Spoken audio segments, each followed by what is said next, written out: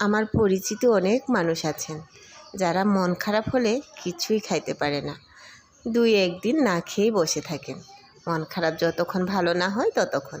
আর আমার বিষয়টা খুবই উল্টো জানেন।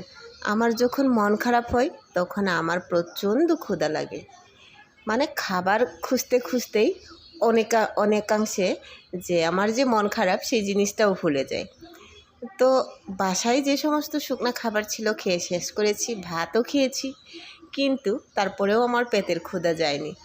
তাই এই 11টা 11:30টার সময় তালের পিঠাটা বানাচ্ছি, যদি এখন বানানোর কোনো কথা ছিল না, তারপরেও বানাচ্ছি, কারণ মনটা খারাপ যে খাইতে হবে। তো মন খারাপ করে যদি পেটটাকেও কষ্ট দেয় তাহলে কি চলবে? এই কারণেই তালের বড়াটা বানিয়ে নিলাম, এখন এইটাকে খাইতে থাকি।